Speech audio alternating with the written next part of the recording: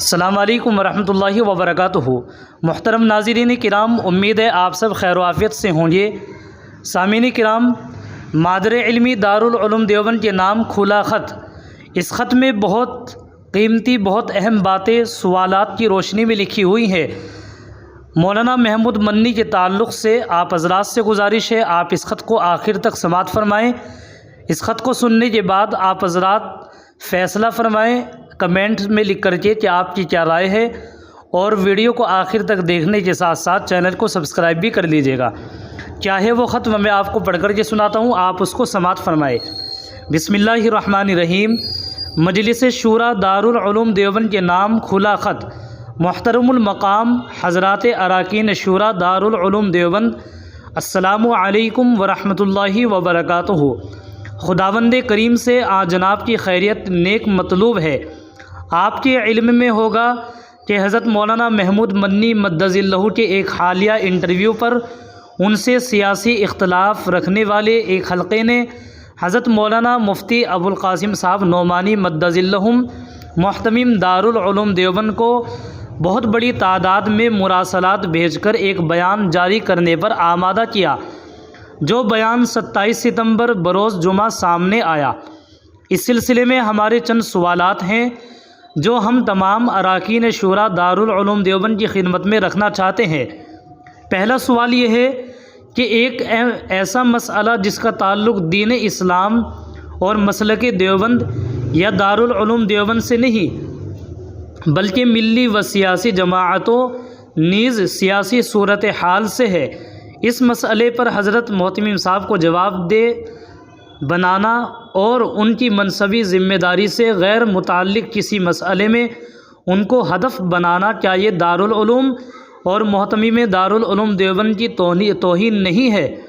دوسرا سوال یہ ہے کہ کیا دارالعلوم دیوبند کے تمام اراکین شورا کی ہر سرگرمی دارالعلوم دیوبند کے دائرۂ اختیار کے اندر آتی ہے؟ دارالعلوم دیوبند کی مجلس شورا کے تقریباً تمام اراکین اپنا اپنا دائرۂ کار اور میدان عمل رکھتے ہیں، نیز ان میدانوں میں ذمہ دار کی حیثیت سے سرگرم ہے۔ کیا دارالعلوم دیوبند ان تمام شخصیات کی سماجی و ملی سرگرمیوں میں سے ہر سرگرمی کے لیے جواب دہ ہے؟ کسی رکن شورا کس بات پر دارالعلوم آفیشل بیان آنا چاہیے اور کس بات پر نہیں آنا چاہیے؟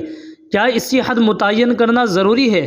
ضروری نہیں ہے، ورنہ تو ہر رکن شورا کی کوئی نہ کوئی سرگرمی ایسی ہوگی جس سے دیگر اراکین شورا کو اختلاف ہوگا، تو کیا اہتمام اور مجلس شورا انہی مسائل کے حل میں مصروف ہو جائیں گے؟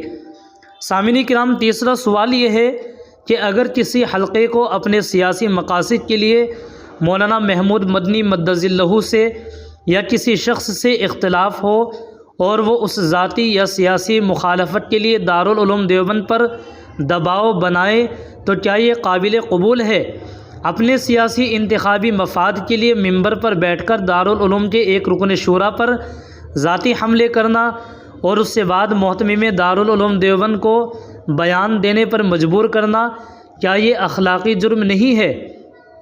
چوتھا سوال یہ ہے، اگر اس اخلاقی جرم میں جھوٹ اور خیانت بھی شامل ہو تو کیا اس جرم کی شناعت دو چند نہیں ہو جاتی؟ آپ کے علم میں ہوگا کہ مولانا محمود مدنی مدظ اللہ کی جس انٹرویو کلپ پر ہنگامہ برپا کیا گیا اور سینکڑوں کی تعداد میں منظم طور پر حضرت محتمم صاحب کو 2 کلپ بھیج کر اس سے ساتھ سینکڑوں مراسلات بھیجے گئے، اس کلپ کے بارے میں یہ بات ثابت ہو چکی ہے کہ وہ خیانت، جھوٹ اور برید پر مبنی ہے۔ کیا ایسی جھوٹی خبر محتمم دارالعلوم دیوبند کو پہنچا کر انہیں گمراہ کرنا، ان کا استحصال کرنا اور ان کی شخصیت کو مجروح کرنا کسی طرح سے بھی جائز ہے؟ اس کلپ میں متعدد خیانتیں ہوئی ہیں جن کی تحقیق سامنے آ چکی ہے۔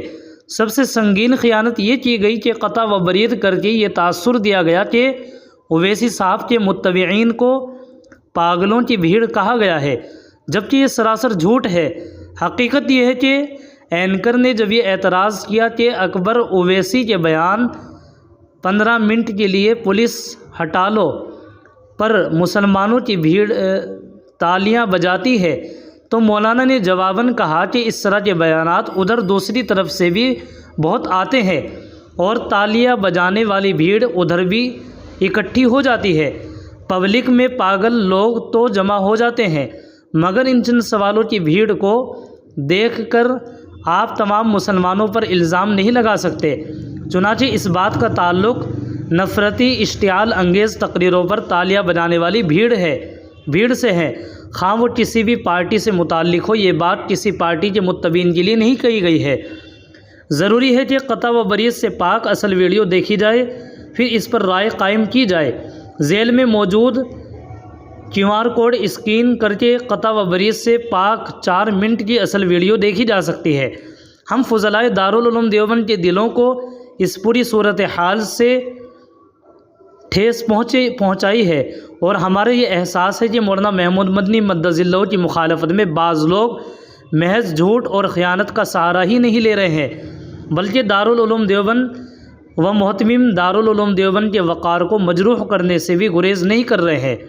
ایسے میں ہر رکن شورا کی ذمہ داری ہے کہ وہ اس صورتحال کا نوٹس لے اور ایسے عوامل کا پتہ لگائے جو اپنے سیاسی مفاد کے لیے محتمین دارالعلوم کو جھوٹی خبریں پہنچانے سے بھی گریز نہیں کر رہے ہیں۔ اللہ دارالعلوم دیوبند کو ہر قسم کے شرور و فتن سے محفوظ رکھے، آمین ثم آمین۔ فقط والسلام من جانب فضلاء و محبین المدارس دارالعلوم دیوبند۔ سامعین کرام، یہ پورا خط میں نے آپ حضرات کے سامنے پڑھ کر کے سنایا۔ آپ اس کو زیادہ سے زیادہ شیئر کیجیے گا اور آپ کمنٹس میں فیصلہ کیجیے گا کہ آپ کی کیا رائے ہے، اور چینل کو سبسکرائب بھی کر لیجیے گا۔ جزاکم اللہ خیرہ۔ السلام علیکم ورحمۃ اللہ وبرکاتہ۔